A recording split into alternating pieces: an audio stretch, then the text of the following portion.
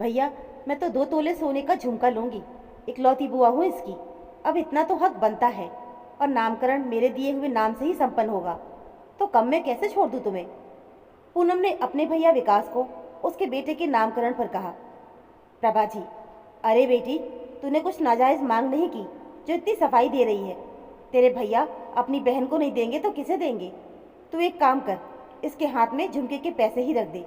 तुझे तो पता ही है, इसे किसी और के दिए हुए डिज़ाइन पसंद तो आएंगे ही नहीं। एक बार खरीद कर फिर पसंद ना आने पर वापस करना, इन सब झंझटों से अच्छा है ये अपनी पसंद का ही एक बार में ले ले। विकास, माँ क्यों इतने लोगों के सामने मेरा मजाक उड़ा रही हो। अभी एकदम से इतने पैसे कहाँ से लाऊं। आप क्या नहीं जानती डिलीवरी में कितना खर्च हो गया है। अरे, उन पैसों की भरपाई कैसे करूँगा, मैं यही सोच रहा हूँ। और आप लोगों को अपनी ही पड़ी हुई है। पूनम, हाँ भैया, अब तो यही कहोगे। भाभी को देते वक्त तुम करोड़पति बन जाते हो। बस सारी कंगाली मेरे सामने ही बाहर आ जाती है। मेरी ही गलती थी जो बोलकर मैंने अपनी ज़ुबान खराब की। रहने दो मम्मी, मेरे ससुराल में कोई कमी है क्या। वो तो बस बहन का अधिकार समझकर मांग लिया। प्रभा जी, अरे बेटा, यही यूं ही ज़माना नहीं कहता। घर का बेटा तब तक ही बेटा और भाई रहता है जब तक बहू नहीं आ जाती। तेरा भैया भी क्यों अलग बनेगा। अपनी रस्में पूरी कर। वैसे तू क्या लाई है अपने भतीजे के लिए। पूनम लाना तो बहुत कुछ चाहती थी मम्मी, पर फिर सोचा अभी तो ये छोटा है। सोना चांदी से ज़्यादा अभी इसके लिए खिलौने कपड़े महत्वपूर्ण हैं। तो ले आई ये झुंझुना और ये कपड़ा। एक बार ये बड़ा हो जाए, देखना क्या देती हूँ इसे। तब ये देखेगा और समझेगा कि पापा और बुआ में अंतर। अभी तो जो भी दूंगी भाभी ही तो हड़प लेंगी। पूनम ने फुसफुसाकर अपनी मम्मी से कहा। पूनम की फुसफुसाहट इतनी भी धीरे नहीं थी कि राधा सुन न सके, पर उसने इस बात को अनसुना करना ही बेहतर समझा। ये बात खत्म हो गई और नामकरण का अनुष्ठान भी। लगभग 1 साल बीत गया और 2 दिनों के बाद बेटे का पहला जन्मदिन था। नामकरण का अनुष्ठान इतनी धूमधाम से नहीं हो पाया था, तो विकास अपने बेटे का पहला जन्मदिन बड़े ही धूमधाम से मनाने वाला था। सारे रिश्ते नातेदार न्योता दिया गया। तो प्रभा जी ने पूनम को फ़ोन लगाया और कहा, बेटा आज ही आ रही है ना। देख, मेहमानों जैसे मत आना, 1 हफ्ते को रुक जाना। बेटा तू आती है तो मेरा मन लगता है, वरना इस घर में पूछने वाला ही कौन है। पूनम, हाँ मम्मी, अब मेरा भी मन नहीं करता उस घर में जाने का। भाभी की हुकूमत देखकर मेरे भी सीने पर सांप लौटता है, पर जाना तो पड़ेगा। भले ही भैया पर अब मेरा कोई अधिकार नहीं है, पर आप पर तो। पता है मम्मी, इन्होंने मुझे कहा है कि मुन्ने को कोई सोने का सामान दे दो, पर फिर मैंने ही मना किया।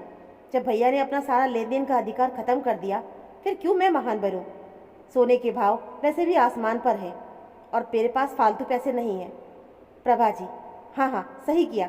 दामाद जी से कहकर अपने लिए झुमका बनवा ले, क्योंकि अब तेरे भैया से तो इसकी उम्मीद ही छोड़ दे। अच्छा छोड़ ये सब, अब कब आ रही है ये बता। पूनम के आते ही प्रभा जी बड़ी खुश हो जाती हैं और तुरंत माँ बेटी कमरे में चली जाती हैं। ना तो वो मुन्ने को देखती हैं और ना ही उसके बारे में पूछती हैं। राधा पूनम के इस रूखे व्यवहार को समझ जाती है, क्योंकि इन 1 साल में पूनम ने उसे सुनाने का कोई मौका नहीं छोड़ा था। थोड़ी देर के बाद राधा पूनम के लिए चाय नाश्ता लेकर आती है। पूनम भाभी, मेरे लिए चाय लेकर आई हैं। मुझे तो लगा अब इस घर में मुझे कोई पूछेगा भी नहीं। वैसे जब तक मम्मी है तब तक ही मैं यहाँ आऊँगी, फिर तो क्या मायका और क्या परिवार। राधा, पूनम आप हमेशा ही ऐसे क्यों बोलती हो, जबकि आपके भैया आपसे कितना प्यार करते हैं। बस एक झुमका ही तो नहीं दे पाए, तो आपने उनको पराया ही कर दिया। पूनम भाभी, मैं उतनी लालची नहीं। मेरे पति ने मेरे लिए कोई कमी नहीं रखा। वो तो बस अपने अधिकार के लिए लड़ रही हूँ। अब आप ही देख लो, इतनी बड़ी पार्टी भैया रख सकते हैं, पर मेरे लिए उनके पास पैसे नहीं होते। और उनसे क्या ही कहूँ, आपने ही सिखाया होगा, वरना मेरे भैया ने आज तक मुझे कभी मना नहीं किया। राधा, अधिकार कैसा पूनम, जिसने कभी आपको मना नहीं किया, वो अगर कभी आपको मना करते हैं तो वो कितने मजबूर होंगे, ये सोचा है कभी आपने। मेरी पूरी प्रेगनेंसी कॉम्प्लिकेशन से भरी रही, उनका काफ़ी खर्च हो गया, और ये कोई बहाना नहीं। आप चाहे तो आपके पूरे बिल दिखा सकती हो, पर उस दिन से आपने ऐसा अपना व्यवहार बनाया कि इनको हर दिन ये महसूस होता है कि ये एक अच्छे भैया नहीं हैं। पता है, उनकी ये हालत देखकर मैंने ही उनसे कहा कि आप मेरा कोई गहना तोड़वा कर आपको झुमका दिला दे, पर ये भी उन्हें गवारा नहीं हुआ। उन्होंने कहा कि जल्दी आपको झुमका दिलाएंगे। पर कितने अफसोस की बात है ना पूनम, आजकल सारे रिश्ते नाते बस लेन देन पर ही सीमित हो गए हैं। अधिकार जताने वाले काफ़ी मिलेंगे, पर अधिकार को समझने वाले कम। और मम्मी जी, पूनम अभी छोटी है, पर आप तो उसे समझा सकती है ना। ऐसी कौन सी चीज़ है जो पूनम ने अपनी शादी पर मांगी और इन्होंने नहीं दी? पर वो तो पूनम का अधिकार था। क्या बहन का अधिकार बस यही होता है, अपने भैया की तकलीफ समझकर उसकी मदद करना? ये बहन का अधिकार नहीं है? पूनम, आज से आपको शिकायत का कोई मौका नहीं मिलेगा। वो शाम को आपका झुमका ले आएंगे। राधा की इस बात से दोनों माँ बेटी स्तब्ध रह गए और पूनम को आत्मग्लानि ने घेर लिया। फिर वो प्रभा जी से बोली, मम्मी, मैंने भैया को कितना गलत समझा और आपने भी मुझे नहीं रोका। नहीं चाहिए मुझे झुमका, मुझे मेरा मायका चाहिए। शायद एक यही भी कारण है कि माता पिता के जाने के बाद बेटियों का मायका भी चला जाता है। हमेशा भैया भाभी ही खराब नहीं होते, बहनों की भी गलती होती है कभी कभी। असल में बचपन से अधिकार जमाते जमाते उनकी आदत इतनी बुरी हो जाती है कि वो समझ ही नहीं पाती कि वो कब गलत चली गई। भाभी, माफ़ कर दो मुझे, भैया से भी माफ़ी मांगूंगी मैं। प्रभा जी, बस कर पूनम, तेरी कोई गलती नहीं है। अब एक बहन अपने भाई से नहीं मांगेगी तो किससे मांगेगी? ये तेरी भाभी चिकनी चुपड़ी बातें करने में माहिर है, तुझे इसकी बातों में आने की कोई ज़रूरत नहीं। ये तो चाहती है कि तू उसकी बातों में आ जाए और तेरे बदले इसकी अलमारी भरती रहे। राधा, तू इसे तो बहला सकती है, पर मुझे नहीं। पूनम, तेरी माँ भी जिंदा है, अभी मैं भी देखती हूँ कि तेरा अधिकार कैसे कोई छीनता है। शाम को विकास पूनम के लिए झुमका ले आया तो पूनम ने उसे लेने से इनकार करने लगी और अपने बर्ताव के लिए उससे माफ़ी मांगने लगी। तभी प्रभा जी ने कहा, अब मना क्यों कर रही है, ये तेरा भाई है। और याद रख, जब हक अपने आप ना मिले तो छीन कर लेना पड़ता है। तेरी भाभी से पूछ क्या, वो अपना हक छोड़ देगी? इसकी बातों में तो तू आ सकती है, पर मैं नहीं। ले ये झुमका और पार्टी में इसे ही पहनना। वहाँ सारे चुप थे, फिर किसी ने कुछ नहीं कहा और पार्टी अच्छे से हो गई। पार्टी के बाद वाले दिन पूनम ने अपनी मम्मी से कहा, मम्मी, मैं अब अपने ससुराल नहीं जाऊंगी। वो मुझे बात बात पर घर से निकल जाने के लिए कहते हैं, तो मैंने भी कह दिया कि अब मैं नहीं आऊँगी। मम्मी, आपके बाद भैया को तो ये घर मिल ही जाएगा। आपने मेरे लिए कभी कोई घर क्यों नहीं बनाया? प्रभा जी, ये सब तो क्या बोले जा रही है? बेटियों के लिए घर कौन बनाता है? उनका तो ससुराल ही उनका अपना घर होता है।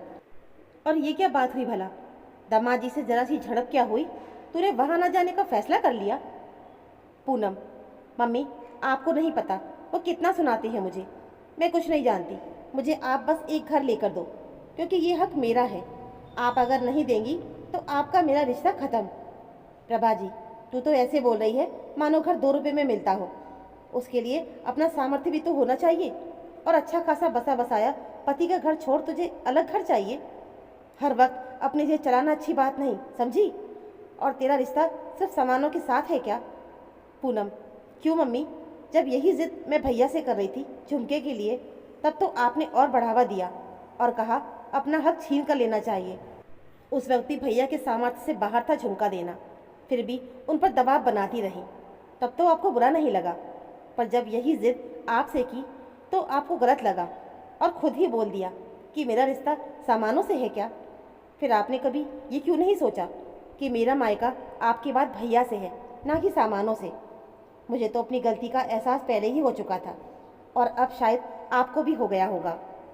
प्रभा जी अब खामोश थी। फिर पूनम विकास और राधा को वो झुमका लौटा कर कहती है, भैया भाभी, मुझे अपने रिश्ते में चमक चाहिए। इन सोने चांदी की चमक बस कुछ दिनों के लिए ही होती है, पर प्यार की चमक के आगे सब फीका लगता है। अब से आप लोगों के प्यार पर मेरा अधिकार होगा और इसमें मैं कोई कंजूसी बर्दाश्त नहीं करूँगी। राधा, सोनम, क्या सच में अमित जी ने तुम्हारे साथ ऐसा व्यवहार किया है? पूनम, अरे नहीं भाभी, इनकी इतनी हिम्मत कहाँ जो मुझे घर से निकाले। वो तो मम्मी की आंखें खोलने के लिए उन्हें विलन बनाना पड़ा। सभी हंस पड़ते हैं। फिर विकास भी पूनम को वो झुमका देकर कहता है, मेरी बहन कोई फरमाइश करे और उसका भाई पूरा ना करे, ये तो हो ही नहीं सकता। ये तो छोटे एक झुमके की बात है, तेरे लिए तो जान भी हाजिर है। दोनों भाई बहन गले लग जाते हैं और प्रभा जी की आंखों में पछतावे के आंसू बहने लगते हैं। दोस्तों, आप बताना, क्या अधिकार सिर्फ सामानों पर होना चाहिए? रिश्ते को संभाले रखने के लिए हमें सामानों की माया छोड़ जिम्मेदारी को निभाने की ज़रूरत है। सामने वाले की तकलीफ समझ उनको ग्लानि मुक्त रखना चाहिए, तभी एक अच्छी मिसाल के साथ एक स्वस्थ रिश्ता निभेगा। कभी कभी माता पिता अपने रहते ही कुछ ऐसे बीज बोकर जाते हैं जिनका भुगतान बेटियां उनके जाने की बात तक करती ही रहती हैं। अगर रिश्तों में सिर्फ प्यार का लेन देन रहे तो हर रिश्ता हमेशा से ही एक जैसा ही रहेगा। तो दोस्तों, ये थी आज की कहानी। उम्मीद है आपको कहानी ज़रूर पसंद आई होगी। कहानी अच्छी लगी हो तो प्लीज़ वीडियो को लाइक और चैनल को सब्सक्राइब ज़रूर कर लीजिएगा। मिलते हैं फिर एक और नई कहानी के साथ। तब तक के लिए धन्यवाद।